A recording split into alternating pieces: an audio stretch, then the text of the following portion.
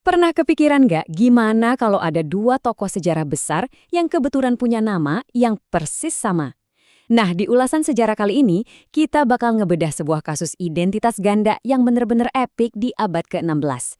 Buat Anda yang udah sering ngikutin jejak penyebaran Islam di Nusantara, catatan sejarah lokal Garut ini bakal ngebuka mata kita tentang satu sosok luar biasa yang sayangnya sering banget tertukar di panggung sejarah nasional. Jadi gini pertanyaannya, apakah Sunan Kudus dan Sunan Haruman itu orang yang sama? Sejarah ngasih kita dua ulama terkemuka yang sama-sama bernama Jafar Siddiq dan keduanya hidup di era yang kurang lebih berdekatan di Tanah Jawa. Wajar aja kalau kesamaan nama ini bikin bingung banyak orang, bahkan sampai masuk ke literatur akademis. Apakah pengliwa perang Tangkuh dari Demak itu orang yang sama dengan sosok yang berdakwah tenang di pegunungan Garut? Jawabannya, mereka berdua beda banget loh. Di satu sisi, kita punya Sunan Kudus di pesisir Jawa Tengah, seorang panglima perang Demak yang terkenal dengan dakwah tolerannya, kayak pakai analogi sapi buat merangkul masyarakat Hindu. Tapi di sisi lain, kita punya Syekh Jafar Siddiq dari Garut, yang lebih dikenal sebagai Sunan Haruman atau Mbah Wali Cibiuk. Beliau ini ngambil jalur kultural yang sama sekali beda, di pedalaman Jawa Barat, pakai tafsir Al-Quran sufistik murni berbahasa Sunda. Ini bukti gimana dua tokoh hebat menyesuaikan dakwah mereka dengan ekosistem lokalnya masing-masing. Nah, sekarang kita masuk ke bagian silsilahnya, garis keturunan darah biru. Poin paling krusial di sini, Syekh Jafar Siddiq itu bukan sekedar pendatang yang nyoba-nyoba buka lahan dakwah baru. Dari jalur ayahnya, Kiai Mas'ud, darah beliau ini ngalir lurus terus ke atas, ngelewatin Sunan Cipancar, Prabu Layakusumah, sampai akhirnya bermuara ke sang legenda Tanah Pasundan, Prabu Siliwangi dari Kerajaan Pajajaran. Kenapa ini penting banget? Di abad ke-16, status sebagai warga asli atau pituin berdarah bangsawan itu kunci utama biar diterima masyarakat. Jadi masyarakat Garut nggak cuma ngelihat beliau sebagai guru spiritual, tapi juga sebagai pemimpin sah yang emang punya silsilah emas. Selanjutnya, mari kita ulas gimana cara beliau berdakwah dan berbicara pakai bahasa rakyat. Daripada pakai teks klasik bahasa Arab yang mungkin kerasa asing banget buat masyarakat agraris waktu itu, beliau bikin terobosan yang radikal.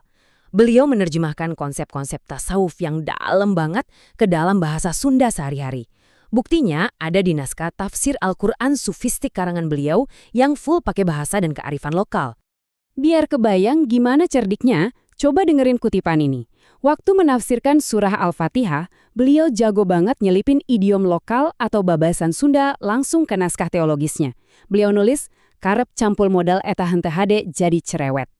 Beliau sengaja pakai kata cerewet atau cerewet yang di masyarakat Sunda artinya orang yang suka ngomel atau terlalu banyak bicara negatif. Dengan kata yang udah akrab di telinga ini, ajaran moral Al-Quran jadi langsung nancap dan gampang dipahami. Beliau nggak ngomongin dosa yang abstrak di awang-awang, tapi ngubah ajaran spiritual jadi peringatan sosial yang nyata banget di kehidupan sehari-hari. Benar-benar membumikan? Dan strategi asik ini terus berlanjut. Ini ada satu lagi frasa lokal yang beliau pakai pas ngebahas surah At-Taubah. Beliau nulis, lamun boga batur hade, hampang birit. Beliau dengan cerdiknya ngangkat kata hampang birit. Buat orang Sunda, hampang birit itu sifat yang dipuji banget. Artinya rajin, enteng tangan, dan gak keras kepala. Nah, Syekh Jafar Siddiq pakai etos kerja lokal ini buat ngegambarin ketaatan spiritual ke hadirat Tuhan. Lewat satu istilah simpel ini aja, murid-muridnya langsung nangkep bentuk akhlak kayak apa sih yang dimau sama agama.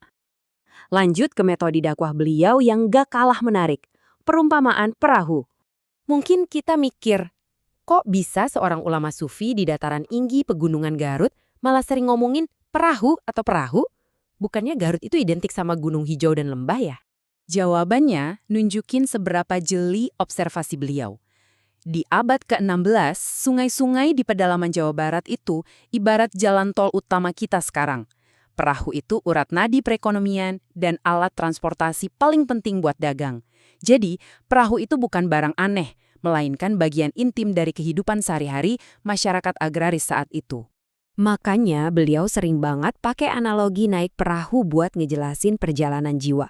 Beliau bilang kalau naik perahu itu bisa bahaya, arusnya deras, ada batu karang, cuaca nggak nentu.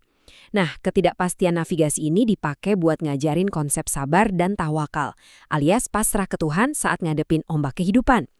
Ajaran sufi yang tinggi banget, sukses dibikin ngena di hati masyarakat lewat hal yang paling mereka kenal. Lalu, Apa aja warisan nyata beliau yang masih tersisa dari masjid kuno sampai ke meja makan? Nyatanya, jejak Sunan Haruman di Jawa Barat ini luar biasa beragam. Nggak cuma teks kuno, tapi ada bangunan arsitektur yang masih dipakai, situs ziarah, sampai tradisi kuliner legendaris yang pasti pernah Anda cobain. Pertama, dari sisi spiritualnya. Sampai hari ini, orang-orang masih mendaki Gunung Haruman buat berziarah ke urutan makam keramat ini. Mulai dari makam mertuanya Eyang Abdul Jabar, lalu Syekh Jafar Siddiq sendiri, terus makam istrinya Eyang Siti Fatimah, sampai ke saudaranya. Kompleks seluas 5 hektar ini jadi saksi bisu betapa besarnya penghormatan masyarakat yang nggak pernah luntur dimakan zaman. Terus ada Masjid Bahwali di Cibiuk yang beliau bangun sendiri. Gila nggak sih usianya udah nembus 400 tahun lebih. 4 pilar kayu aslinya masih tegak berdiri nopang atap khas daya Banten. Dan masjid ini bukan sekedar monumen kosong loh, karena azan dan sholat Jumat masih rutin diadain di sana sampai detik ini.